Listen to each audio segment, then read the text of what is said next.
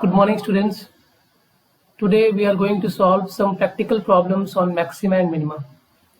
ठीक है, अभी तक जो भी क्वेश्चंस हम सॉल्व कर रहे थे वहाँ पर हमें फंक्शंस पहले से गिवन रहते थे और उन फंक्शंस को हम गिवन इंटरवल में मैक्सिमाइज या मिनिमाइज करते थे। यहाँ पर जो प्रॉब्लम्स हमारे पास होंगी ये वर्ड प्रॉब्लम्स होंगी और ये हमारे प्रैक्टिकल लाइफ से रिलेटेड होगी। यहाँ पर हमको फंक्शंस पहले से नहीं गिवन होंगे, जो कंडीशंस क्वेश्चन में गिवन रहेंगी उसके अकॉर्डिंग हम फंक्शन खुद फ्रेम करेंगे और फिर उस फंक्शन को मैक्सिमाइज या मिनिमाइज करेंगे। ठीक है, तो स्टार्ट करते हैं। जैसे कि फर्स्ट क्वेश्चन यहाँ पर हमको गिवन है, find two numbers whose sum is 24 and whose product is as large as possible. हमें क्या करना है, वो दो नंबर्स फाइंड करने हैं जिनका सम कितना है 24 है और जिनका प्रोडक्ट क्या है मैक्सिमम। ठीक, तो ऐसे दो नंबर्स जिनका सम 24 हो और जिनका प्रोडक्ट मैक्सिमम हो, वो दो नंबर्स हमको फाइंड करने हैं। एक चीज यहाँ पे ध्यान रखनी है कि जब भी हम वर्ड प्रॉब्लम सॉल्व करेंगे तो हम मैक्सिमाइज और मिनिमाइज करने के लिए ये प्रेफर करेंगे कि सेकंड ऑर्डर डेरिवेटिव टेस्ट ही यूज करें। ठीक है, फर्स्ट ऑर्डर डेरिवेटिव टेस्ट बहुत रेयरली यूज करते हैं। मोस्टली हम वर्ड प्रॉब्लम्स में, प्रैक्टिकल प्रॉब्लम्स में सेकंड ऑर्डर डेरिवेटिव टेस्ट ही यूज करते हैं, क्योंकि इससे कैलकुलेशंस हमको जल्दी मिल जाती हैं और कॉम्प्लिकेटेड भी नहीं होती। ठीक, तो स्टार्ट करते हैं। सबसे पहले क्या करना है, हमको फंक्शन यहाँ पे फॉर्म करना है और फंक्शन फॉर्म करने के लिए जो हमको गिवन है क्वेश्चन में उसको यूज करेंगे। हमें गिवन है कि जो नंबर्स हमको चाहिए उनका सम कितना है 24। ठीक, तो सपोज कर लेते हैं कि रिक्वायर्ड नंबर्स क्या है x और y। Let x and y are the required numbers. Then according to the question इनका सम कितना होना चाहिए 24। So x plus y is equal to 24, equation number first. और हमें क्या करना है, मैक्सिमाइज क्या करना है, प्रोडक्ट को मैक्सिमाइज करना है x और y के। Let product of x and y is denoted by p। Then p is equal to क्या हो जाएगा x इंटू y। ठीक है, तो हमें क्या करना है, p को मैक्सिमाइज करना है।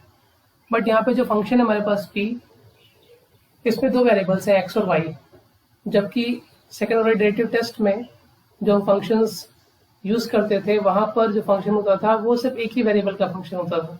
यहाँ पर हमारे पास दो वेरिएबल है फंक्शन में, तो हम क्या करेंगे, एक वेरिएबल को एलिमिनेट करेंगे using the first equation. First equation जो हमारे पास है इसको यूज करके या तो y को हम यहाँ से रिमूव कर देंगे या फिर x को रिमूव कर देंगे। तो फर्स्ट इक्वेशन से अगर हम y की वैल्यू फाइंड करके सेकंड इक्वेशन में पुट कर दें तो हमें p क्या मिल जाएगा। फर्स्ट इक्वेशन से y is equal to 24 minus x, so putting the value of y in second equation we will get p is equal to x into 24 minus x। यहाँ पे लिख सकते हैं फ्रॉम इक्वेशन फर्स्ट। ठीक है, first equation से y की value हमने फाइंड की। सो p इज इक्वल टू क्या हो जाएगा यहाँ पे, अब p को हम px भी लिख सकते हैं। px means function of p is function of x। ठीक है, क्योंकि अब यहाँ पे p जो है ये सिर्फ x के ऊपर ही डिपेंड कर रहा है, तो इसका मतलब x का फंक्शन है। So px is equal to 24x minus x square. अब यही हमारा वो फंक्शन है जिसको हमें मैक्सिमाइज या मैक्सिमाइज करना है। ठीक है, प्रोडक्ट को मैक्सिमाइज करना है मतलब px को मैक्सिमाइज करना है। और मैक्सिमाइज या मिनिमाइज करने के लिए हमें क्या करना पड़ेगा, सबसे पहले क्रिटिकल पॉइंट्स फाइंड करने पड़ेंगे और क्रिटिकल पॉइंट्स फाइंड करने के लिए पहले इसको डिफरेंशिएट करना पड़ेगा। So differentiating px with respect to x we will get p dash x is equal to 24 minus 2x। तो p dash x is equal to क्या मिला 24 माइनस 2x। और क्रिटिकल पॉइंट्स फाइंड करने के लिए p डैश x को 0 put करेंगे। Now p dash x is equal to 0 implies x is equal to 12। कितना मिला, 12 मिला। So x equal to 12 is the critical point। अब हमें ये चेक करना है कि क्या इस क्रिटिकल पॉइंट पे हमें मैक्सिमम मिलेगा या नहीं मिलेगा। ठीक, तो इसके लिए हम क्या करेंगे, सेकंड ऑर्डर डेरिवेटिव फाइंड करेंगे px का और फिर इसमें x इक्वल टू 12 पुट करेंगे। Now p double dash x is equal to 24 minus 2x का फिर से डिफ्रेंशिएशन करेंगे तो क्या मिल जाएगा, 24 का डेरिवेटिव 0 माइनस 2x का derivative -2 and it is less than 0 for all x, क्योंकि ये कांस्टेंट वैल्यू है -2 तो x के ऊपर डिपेंड नहीं करेगी, कोई भी वैल्यू x की पुट करेंगे हम इसमें p डबल डैश x में तो ये लेस देन 0 ही मिलेगा। Therefore p double dash x at x is equal to 12 is also negative. Hence, by second order derivative test, x is equal to 12 is the point of maximum. X equal to 12 is the point of maxima. ठीक है, जब भी negative मिलता है double derivative किसी point पे तो वो पॉइंट क्या होता है, पॉइंट ऑफ मैक्सिमा होता है। So x equal to 12 is the point of maxima. और अगर x इक्वल टू 12 है जिसपे मैक्सिमम प्रोडक्ट मिल रहा है तो y क्या होगा, क्योंकि x प्लस वाई 24 है, therefore y is equal to 24 minus x, first equation जो हमने फाइंड की थी वहां से, y is equal to 24 minus x, therefore 24 minus 12 is equal to 12 is the value of y for which the product will be maximum. तो इसका मतलब x और y दोनों ही जब इक्वल होंगे, दोनों की वैल्यू जब 12 होगी तो प्रोडक्ट क्या मिलेगा, मैक्सिमम मिलेगा। और ये भी हमको दिख रहा है कि 12 प्लस 12 24 होता है, मतलब फर्स्ट इक्वेशन को भी सेटिस्फाई कर रहा है। तो बेसिकली जब भी इस तरह की प्रॉब्लम्स हमको मिलेंगी तो हमें क्या करना पड़ेगा, वर्ड प्रॉब्लम्स जो भी मिलेंगी उनको पहले हम पढ़ेंगे अच्छे से, फिर उसमें से हम ये देखेंगे कि हमें मैक्सिमाइज या मिनिमाइज क्या करना है और उसके लिए हमारे पास क्या क्या कंडीशंस गिवन है। तो जो गिवन है पहले उसको लिख लीजिए, फिर जो मैक्सिमाइज या मिनिमाइज करना है उसके लिए आप फंक्शन फॉर्म कर लीजिए यूजिंग द गिवन कंडीशंस। और एक बार जब फंक्शन आपको मिल गया तो फिर एज यूजुअल जैसे आप पहले second order derivative test apply करते थे वैसे ही यहाँ पर अप्लाई करके क्रिटिकल पॉइंट्स फाइंड कर लेंगे और क्रिटिकल पॉइंट्स फाइंड करके फिर ये चेक कर लेंगे कि वो पॉइंट ऑफ मैक्सिमा है या पॉइंट ऑफ मिनिमा है। ठीक है, तो एक और क्वेश्चन सॉल्व करते हैं जिससे कि कॉन्सेप्ट और क्लियर हो। So this is the second question. So that the semi-vertical angle of the cone of maximum volume and of given slant height is cos inverse 1 by root 3। तो यहाँ पर क्या करना है हमको, हमें किसी कोन में अगर स्लैंट हाइट गिवन है तो ये दिखाना है कि उस कोन का जो वॉल्यूम होगा वो मैक्सिमम होगा अगर उसका सेमी वर्टिकल एंगल कितना हो, cos इनवर्स 1 by root 3 हो। ठीक है, तो गिवन स्लैंट हाइट के लिए ये शो करना है कि कोन का वॉल्यूम मैक्सिमम होगा अगर सेमी वर्टिकल एंगल की value cos inverse 1 by root 3 होगी। तो सबसे पहले हम एक फिगर यहाँ पे बना लेते हैं। सपोज दैट ये हमारा कोन है, तो सपोज दैट ये हमारा कोन है जिसमें रेडियस क्या है, r है, हाइट h है और जो स्लैंट हाइट गिवन है वो कितना है, l है। ठीक है, तो क्लियरली BO और OA के बीच में एंगल कितना फॉर्म होगा, 90 डिग्री। रेडियस और हाइट परपेंडिकुलर होंगे क्योंकि राइट सर्कुलर कोन है ये। ठीक, और स्लैंट हाइट इसमें कितनी है, L है। तो ये राइट ट्राइंगल फॉर्म हो रहा है यहाँ पे, ट्राइंगल AOB, और इसमें L square is equal to क्या होगा, R square plus H square. तो फ्रॉम द गिवन फिगर हमारे पास एक रिलेशन मिल जाएगा, L square is equal to H square plus R square, और इस रिलेशन को बाद में हम यूज करेंगे। अब हमें क्या करना है, वॉल्यूम को मैक्सिमाइज करना है। तो वॉल्यूम ऑफ कोन क्या होता है, वॉल्यूम ऑफ कोन अगर इसको हम V से डिनोट कर रहे हैं तो V इज इक्वल टू क्या हो जाएगा, 1/3 पाई r स्क्वायर h। क्लियर। अब क्योंकि यहाँ पे वॉल्यूम जो है ये दो वेरिएबल्स का फंक्शन बन रहा है, यहाँ पे रेडियस और हाइट फिक्स नहीं है। ठीक है, क्योंकि हमें ये पता नहीं है कि किस रेडियस और किस हाइट के लिए वॉल्यूम मैक्सिमम मिलेगा, तो ये अभी फिक्स नहीं है। रेडियस भी वेरिएबल है और हाइट h भी क्या है, वेरिएबल है। ठीक है, तो इसलिए हम क्या करेंगे, इसमें से एक वेरिएबल को रिमूव करके, ठीक है, इसको हम फंक्शन ऑफ वन वेरिएबल बनाएंगे और हम ऐसे वेरिएबल को रिमूव करेंगे जिससे कि कैलकुलेशन हमारी कम हो जाए। तो हमें क्लियरली दिख रहा है कि हम इक्वेशन फर्स्ट से आर स्क्वायर की वैल्यू फाइंड करके इजिली यहाँ पे पुट कर सकते हैं। अगर एच को हम रिमूव करना चाहेंगे तो फिर रूट में वैल्यू आएगी और रूट में कैलकुलेशन टफ हो जाएंगी, इसलिए हम आर स्क्वायर की वैल्यू फाइंड करके इक्वेशन फर्स्ट से इस इक्वेशन में पुट कर देंगे।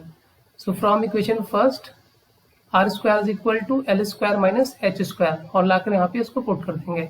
तो वैल्यू क्या हो जाएगी 1/3 pi, in place of R square we will get L square minus H square और बाहर भी क्या है, मेरे पास एच है, so it will be equal to 1/3 pi और अंदर क्या मिल जाएगा L square H minus H cube. ठीक है, तो ये अब किसका फंक्शन दिख रहा है, ये वॉल्यूम जो हमें मिला है ये किसका फंक्शन है, एच का फंक्शन है, हाइट एच का फंक्शन है। ठीक है ना, तो अब ये डिपेंड कर रहा है सिर्फ एक ही वेरिएबल के ऊपर। अब यहाँ पे आपको एल भी दिख रहा होगा और आप कहेंगे एल भी वेरिएबल है, तो नहीं, क्योंकि एल हमको गिवन है पहले से, ये गिवन है इसमें कि स्लैंट हाइट जो है वो फिक्स है। ठीक है, तो स्लैंट हाइट क्योंकि फिक्स है तो इसको हम एज अ कांस्टेंट यहाँ पे ट्रीट करेंगे। ठीक है, तो सिर्फ एक ही वेरिएबल है इसमें एच। अब इसको हम मैक्सिमाइज या मिनिमाइज कर सकते हैं। हमें यहाँ पे क्या करना है, मैक्सिमाइज करना है।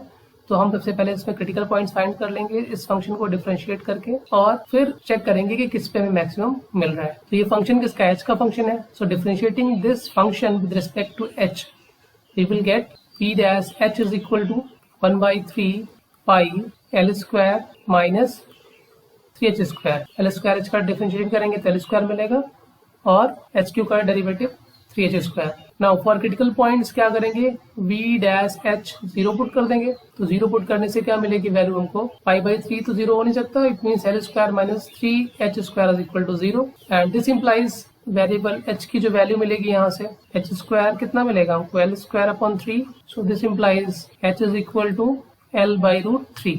यहाँ पे h की दो वैल्यूज आती प्लस माइनस करके जब स्क्वायर रूट लेंगे तो, लेकिन क्योंकि हाइट जो है नेगेटिव नहीं हो सकती है इसलिए हम नेगेटिव वैल्यू को नेग्लेक्ट करेंगे। हमें क्या मिलेगा, h is equal to l/√3। लेकिन हमें क्या करना है, अभी ये चेक करना है कि क्या इस हाइट के लिए हमें जो वॉल्यूम मिलेगा वो मैक्सिमम मिलेगा या नहीं मिलेगा। ठीक, तो हम क्या करेंगे, डबल डेरिवेटिव फाइंड करेंगे वॉल्यूम का। तो differentiating again function b with respect to h we will get b double dash h is equal to b dash h को फिर से डिफरेंशिएट करेंगे, फर्स्ट डेरिवेटिव को दोबारा से डिफरेंशिएट करेंगे तो हमें क्या मिलेगा, सेकंड ऑर्डर का डेरिवेटिव मिलेगा। So now we have b double dash h is equal to 1/3 into pi L square क्या है, कांस्टेंट है, एल कांस्टेंट है तो एल स्क्वायर भी कांस्टेंट होगा, इसका डेरिवेटिव 0 माइनस 3h स्क्वायर का डेरिवेटिव कितना होगा, -6h। तो वैल्यू कितनी आ जाएगी, -6 पाई h by 3 to the 6 minus 2 pi h। और यहाँ से क्लियर दिख रहा है हमको कि अगर h के प्लेस पे हम l/√3 यहाँ पुट करेंगे जो कि क्रिटिकल पॉइंट मिला है हमको, तो वैल्यू क्या आएगी यहाँ पे, -2 पाई इंटू l/√3 और ये क्या आएगा, लेस देन 0 ही आएगा। ठीक है, l तो हमारा कांस्टेंट है, फिक्स है और वो भी स्लैंट हाइट है, तो स्लैंट हाइट भी कभी नेगेटिव तो आएगी नहीं, जो भी वैल्यू होगी पॉजिटिव ही रहेगी। तो एज अ होल इसकी वैल्यू क्या मिलेगी हमको, less than 0 negative. It means कि h is equal to l/√3 पे डबल डेरिवेटिव नेगेटिव मिल रहा है। So by second order derivative test therefore h is equal to l/√3 is point of maxima. ठीक है, क्या है, पॉइंट ऑफ मैक्सिमा है। इसका मतलब इस हाइट के लिए हमें जो वॉल्यूम मिलेगा कौन का, वो मैक्सिमम मिलेगा। लेकिन हमको फाइंड करना है एंगल जिसके लिए मैक्सिमम वॉल्यूम मिले। और फिगर अगर यहाँ पर हम देखें जो हमने बनाया है, यहाँ पर सेमी वर्टिकल एंगल क्या होगा, राइट ट्रायंगल AOB में suppose that semi vertical angle जो है कितना है, अल्फा है। तो सेमी वर्टिकल एंगल अगर अल्फा है तो इसके सामने ये r क्या है, परपेंडिकुलर, और h क्या है, बेस। ठीक, और l क्या है, हाइपोटेनस। और हमें जो रिजल्ट चाहिए सेमी वर्टिकल एंगल का वो cos के टर्म्स में चाहिए। ठीक, और cos थीटा क्या होता है, बेस अपॉन हाइपोटेन्यूज। तो इसीलिए यहाँ पे cos अल्फा क्या होगा, बेस मतलब h अपॉन हाइपोटेन्यूज मतलब स्लैंट हाइट l। ठीक है, तो cos alpha is equal to h by L. और हाइट कितनी आई थी हमारी L/√3, जिसके लिए हमें मैक्सिमम वॉल्यूम मिल रहा है। सो यहाँ पर हम क्या लिखेंगे, cos alpha is equal to L/√3 upon L। तो L से L कैंसिल हो जाएगा। तो यहाँ से हमको क्लियरली दिख रहा है फिगर से कि सेमी वर्टिकल एंगल तो अगर हम अल्फा से डिनोट करते हैं तो सेमी वर्टिकल एंगल क्या है हमारा, ये एंगल BAO। ठीक, इसके सामने रेडियस क्या है परपेंडिकुलर, AO क्या है यहाँ पर, हाइट H जो है ये बेस है और L क्या है हाइपोटेनस। और क्योंकि हमको स्लैंट हाइट जो चाहिए वो कॉस के टर्म्स में चाहिए, कॉस इनवर्स के टर्म्स में चाहिए, तो इसलिए हम यहाँ पर कॉस अल्फा की वैल्यू फाइंड कर लेते हैं। कॉस अल्फा की वैल्यू क्या होगी, cos alpha is equal to base मतलब H अपॉन हाइपोटेनस मतलब L। So cos alpha is equal to H upon L। तो कॉस अल्फा की वैल्यू H और L के ऊपर डिपेंड कर रही है। L तो हमें क्वेश्चन में कांस्टेंट दिया गया है, तो मतलब ये कह सकते हैं कि कॉस अल्फा की वैल्यू कंप्लीटली हाइट H के ऊपर डिपेंड कर रही है यहाँ। तो अगर हम H की वो वैल्यू फाइंड कर लें जिसके लिए हमें मैक्सिमम वॉल्यूम मिलेगा, तो उसी H के करस्पॉन्डिंग हम अल्फा की वैल्यू भी फाइंड कर सकते हैं। ठीक है, और H हम फाइंड कर चुके हैं जिसके लिए हमें मैक्सिमम वॉल्यूम मिलेगा कोन का। तो H की वैल्यू हम यहाँ पर पुट कर देंगे, cos alpha is equal to H/L में। Now cos alpha is equal to H/L, this implies cos alpha is equal to H means L/√3 upon L। So L से L कैंसिल हुआ और value कितनी आ गई 1/√3। So cos alpha is equal to 1/√3 और this implies alpha is equal to cos inverse 1/√3। तो it means अगर semi vertical angle alpha की वैल्यू cos इनवर्स 1/√3 होगी, ठीक है, तो गिवन स्लैंट हाइट के लिए जो वॉल्यूम मिलेगा कोन का वो क्या होगा, मैक्सिमम होगा। क्लियर। तो हर एक क्वेश्चन में आपको यही करना है, फंक्शन फ्रेम करिए और फिर एज यूजुअल जैसे आप करते थे पहले उसी तरीके से आपको मैक्सिमाइज करना है using the second order derivative test. आप चाहे तो फर्स्ट ऑर्डर डेरिवेटिव टेस्ट भी यूज कर सकते हैं, बट कभी कभी वो बहुत कॉम्प्लिकेटेड हो जाता है, इसीलिए हम उसको अवॉइड करते हैं कि फर्स्ट ऑर्डर डेरिवेटिव हम इन क्वेश्चंस पे यूज ना करें। Now in next question, a wire of length 28 meter is to be cut into two pieces. One piece is bent into a circle and the other into a square. What should be the lengths of the pieces so that the combined area of the square and the circle is minimum? तो यहाँ पर इस question में क्या given है हमको कि एक वायर है जिसकी लेंथ 28 मीटर है, इसको दो पीसेस में कट करना है और इस तरीके से कट करना है कि एक पीस को हम बेंड करेंगे सर्कल में और दूसरे पीस को बेंड करेंगे हम स्क्वायर में। तो जो सर्कल जिस पार्ट से हम बनाएंगे और जिस पार्ट से हम स्क्वायर बनाएंगे उनकी लेंथ कितनी हो जिससे कि जो कंबाइंड एरिया है दोनों का, सर्कल का और स्क्वायर का, वो क्या है, मिनिमम है। ठीक है, तो मतलब हम पीसेस को किन लेंथ्स में कट करें, ठीक है, जिससे कि जो सर्कल और स्क्वायर हम फॉर्म करें दोनों अलग अलग पीसेस से, उनका जो कंबाइंड एरिया है वो मिनिमम है। तो सपोज कर लेते हैं जो सर्कल फॉर्म होगा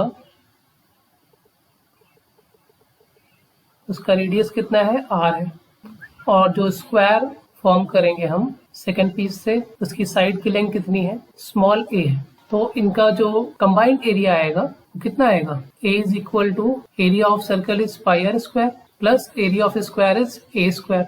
तो हमें इसी एरिया को मैक्सिमाइज करना है। सपोज दैट ये इक्वेशन नंबर फर्स्ट, और जिस वायर को कट करके जिस सर्कल और स्क्वायर फॉर्म किया गया है उसकी लेंथ कितनी गिवन है, 28 मीटर। इसका मतलब सर्कल का पेरीमीटर पूरा अगर हम ले लें और स्क्वायर का पेरीमीटर ले लें, दोनों को ऐड कर दें तो वैल्यू कितनी होनी चाहिए, 28 मीटर आनी चाहिए, क्योंकि जो हमारा ओरिजिनल वायर था उसकी लेंथ तो 28 मीटर थी ना। यहाँ पे सपोज दैट AB जो था हमारा वो ओरिजिनल वायर था, तो इसकी लेंथ जो है 28 मीटर थी। इसी को हमने कहीं से कट कर दिया, सपोज दैट बीच से कट कर दिया कहीं से, सपोज दैट पॉइंट C है, तो AC, suppose that AC part जो हमको मिला उससे हमने सर्कल फॉर्म कर लिया, ठीक, और जो CB पार्ट मिला उससे हमने स्क्वायर फॉर्म कर लिया। तो AC जो है ये क्या बनाएगा, इस बनने वाले सर्कल का पेरीमीटर होगा, और CB जो होगा ये बनने वाले स्क्वायर का पेरीमीटर होगा। तो मतलब दोनों के पेरीमीटर्स का सम किसके इक्वल आना चाहिए, AC plus CB is equal to 28 metre के इक्वल आना चाहिए। तो यहाँ से हम एक इक्वेशन बनाएंगे, also 2 pi r means perimeter of the circle plus 4a perimeter of the square is equal to 28 meter, ठीक है, is equal to 28। तो सपोज कर लेते हैं ये इक्वेशन नंबर सेकंड है। अब हमें क्या करना है, मैक्सिमाइज करना है हमको एरिया को, कंबाइंड एरिया को, जिसको हम ए से डिनोट कर रहे हैं यहाँ पे। तो हम क्या करेंगे, क्योंकि यहाँ पे एरिया जो है दो वेरिएबल्स के ऊपर डिपेंड कर रहा है, रेडियस r और side of the square a, तो हम इसमें से एक वेरिएबल को एलिमिनेट करेंगे यूजिंग इक्वेशन सेकंड।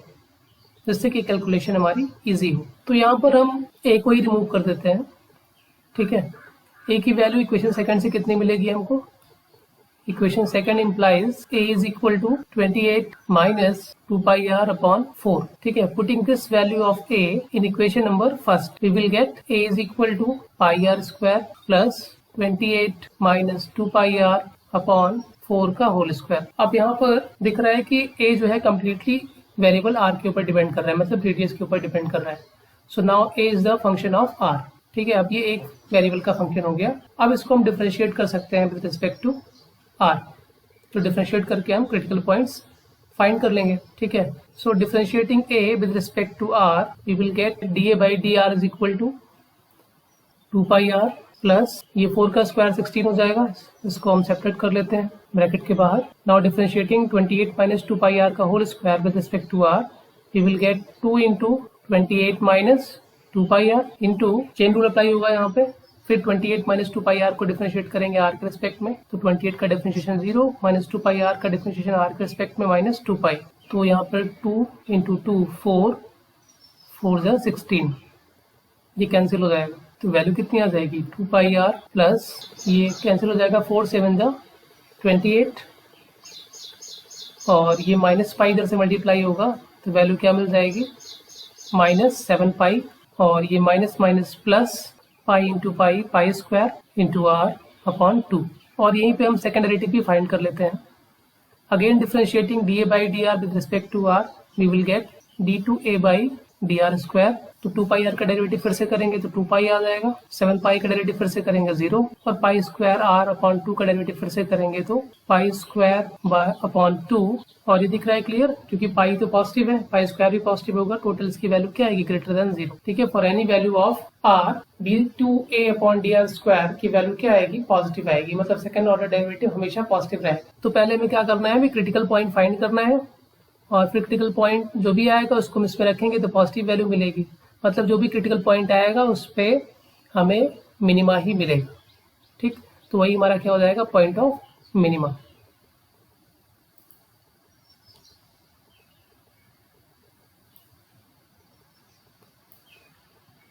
तो फॉर क्रिटिकल पॉइंट्स हम क्या करेंगे? dA by dr को 0 पुट करेंगे,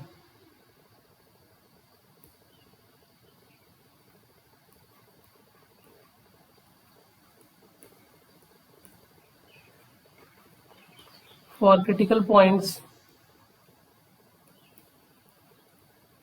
dA by dr is equal to 0, और dA by dr 0 पुट करेंगे तो वैल्यू क्या आएगी? यहाँ से हमारे पास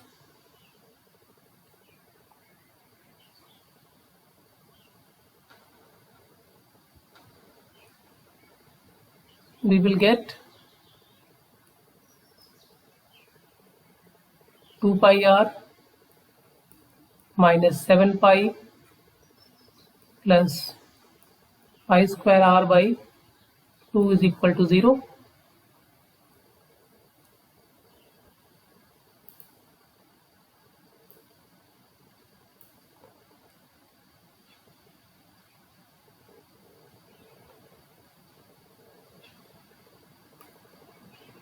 And this implies इसको सॉल्व कर लेंगे तो वैल्यू क्या आ जाएगी? r is equal to 14 upon pi plus 4,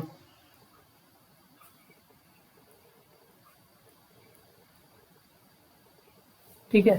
तो ये हमारी वैल्यू है जिसपे डेरिवेटिव क्या आ रहा है? फर्स्ट डेरिवेटिव 0 आ रहा है, ये क्रिटिकल पॉइंट हो गया, ठीक। अब इसको हम अगर सेकंड ऑर्डर डेरिवेटिव में रखेंगे तो क्योंकि हमारा जो सेकंड ऑर्डर डेरिवेटिव है वो इंडिपेंडेंट ऑफ r है, वो r के ऊपर डिपेंड नहीं कर रहा है, और उसकी value for every value of r क्या आएगी? पॉजिटिव आएगी। ये यहाँ से हमको क्लियरली दिख रहा है, ठीक है। यहाँ पे दिख रहा है कि इसकी वैल्यू r के ऊपर डिपेंड नहीं कर रही है, और ये जो वैल्यू मिली है ये कांस्टेंट है जो कि ग्रेटर देन 0 है। तो for this value of r is equal to 14 upon pi plus 4, इसके लिए भी ये पॉजिटिव ही मिलेगा। देयरफॉर हम कह सकते हैं r is equal to 14 upon pi plus 4 is the point of minima.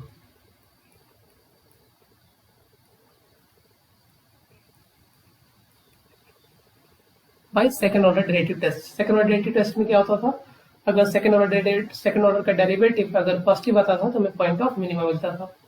तो रेडियस अगर इतना होगा तो हमें जो कंबाइंड एरिया मिलेगा बनने वाले स्क्वायर और सर्कल का वो मिनिमम मिलेगा। ठीक, अब रेडियस पता चल गया हमको, तो हम पेरीमीटर ऑफ सर्कल और पेरीमीटर ऑफ स्क्वायर फाइंड कर सकते हैं। ठीक है, so therefore 2 pi r is equal to कितना हो जाएगा, 2 इंटू पाई इंटू आर की value 14 upon pi plus 4 is equal to 28 pi upon pi plus 4। तो ये फर्स्ट पार्ट हो गया जिससे हमने सर्कल फॉर्म किया था। ठीक है, तो फर्स्ट पीस की लेंथ कितनी होगी, 28 पाई अपॉन पाई प्लस 4। और अगर हमें एक पीस की लेंथ पता है तो हम दूसरे पीस की भी लेंथ फाइंड कर सकते हैं, क्योंकि दोनों का सम किसके इक्वल है, 28 मीटर के इक्वल है। And length of the piece with which the square is formed is equal to 28 minus 28 pi upon pi plus 4। तो वैल्यू कितनी आ जाएगी, एलसीएम लेंगे 28 pi plus 28 into 4 minus 28 pi cancel हो जाएगा, तो 28 इंटू 4 कितना आएगा, 112। तो इसकी वैल्यू आ जाएगी 112 upon pi plus 4 metres. Metres में वैल्यू दी गई है तो वैल्यू जो होगी यहाँ पे वो मीटर्स में ही आएगी। सो इसका मतलब जिस पार्ट से हम सर्कल बनाएंगे उसकी लेंथ कितनी होगी, 28 पाई अपॉन पाई प्लस 4, और जिस पार्ट से हम स्क्वायर फॉर्म करेंगे उसकी लेंथ कितनी होगी, 112 अपॉन पाई प्लस 4। तो इसी तरीके से आपको प्रैक्टिकल प्रॉब्लम सॉल्व करनी है। And this is the practice set for today. ठीक है, 5 क्वेश्चंस हैं यहाँ पे, solve this questions and also complete the questions of exercise 6.5 in NCERT। Thank you.